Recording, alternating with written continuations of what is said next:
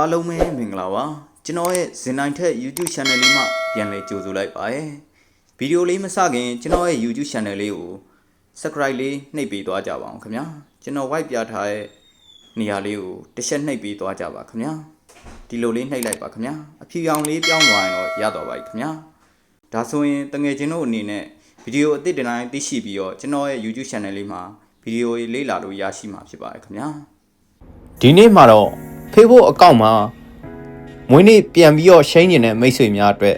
Facebook အကောင့်မှာမွေးနေ့ပြန်ရှိန်တဲ့နီလန်းလေးကိုပြန်လည်မျှဝေပေးသွားမှာဖြစ်ပါတယ်။တီဗီသားသူတွေအတွက်တော့အရန်ရိုးရှင်းလွယ်ကူမှာဖြစ်ပေမဲ့မတည်သေးတဲ့သူတွေအတွက်တော့အဆင်ပြေအောင်ကျွန်တော်ပြန်လည်မျှဝေပေးလိုက်ပါခင်ဗျ။ဒါဆိုရင်တော့Facebook အကောင့်တွေကိုတစ်ချက်ဝင်လိုက်မယ်ခင်ဗျ။ Facebook အကောင့်ထဲရောက်ပြီဆိုရင်ကျွန်တော်တို့ရဲ့ profile တွေကိုဝင်လိုက်မယ်။ profile နဲ့ရောက်ပြီဆိုရင်ဒီမှာရှိရဲ setting and privacy ဆိုပြီးတော့ရှိပါခင်ဗျအဲ့ထဲလေးကိုတစ်ချက်ဝင်လိုက်ပါ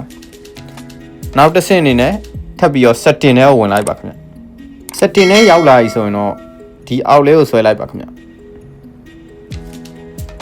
အောက်လေးဆွဲလိုက်ပြီဆိုရင်ဒီနေရာလေးမဲ့ profile detail ဆိုပြီးတော့ရှိပါတယ်အဲ့ထဲလေးတစ်ချက်ဝင်လိုက်ပါခင်ဗျပြီးသွားရင်တော့ဒီမှာရှိပါခင်ဗျကျွန်တော်တို့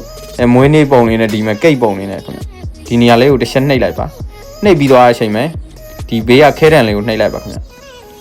ခဲတံလေးနှိပ်လိုက်ပြီမဲ့လည်းဒီနေရာမှာကျွန်တော်တို့ပြောင်းလို့ရမှာမဟုတ်ပါဘူးခင်ဗျဒီနေရာလေးမှာပြောင်းလို့မရတော့ဒီမှာ edit your birthday ဆိုတဲ့နေရာလေးကိုနှိပ်ပြီးရမှာဖြစ်ပါခင်ဗျဒီနေရာလေးကိုနှိပ်ပြီးသွားတဲ့အချိန်မှာဒီနေရာလေးကိုနှိပ်လိုက်ပြီဆိုရင်ကျွန်တော်တို့ပြောင်းပြီးတော့ဒီမှာကိုပြောင်းနေတာပြောင်းပြီးတော့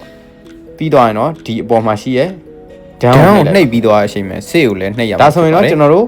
မွေးနေ့ကိုအလဲတကူပြန်ချိန်သွားမှာပဲဖြစ်ပါခင်ဗျဒီနီလန်းနဲ့ကျွန်တော်တို့မွေးနေ့ကိုအလဲတကူပြန်လဲချိန်လို့ရမှာဖြစ်ပါတယ်ခင်ဗျအရန်ရိုးရှင်းလွယ်ကူရဲ့နီလန်းလေးဖြစ်ပါတယ်ခင်ဗျကျွန်တော်ဗီဒီယိုလေးကိုအဆုံးထိကြည့်ရှုပေးရဲ့မိတ်ဆွေအားလုံးအထူးကျေးဇူးတင်ရှိပါခင်ဗျနောက်ဗီဒီယိုလေးမှာလည်းအရန်ရိုးရှင်းလွယ်ကူပြီးတော့အသုံးဝင်တဲ့ဗီဒီယိုလေးတင်ဆက်ပေးသွားမှာဖြစ်ပါတယ်ခင်ဗျအားလုံးပဲအထူးကျေးဇူးတင်ရှိပါတယ်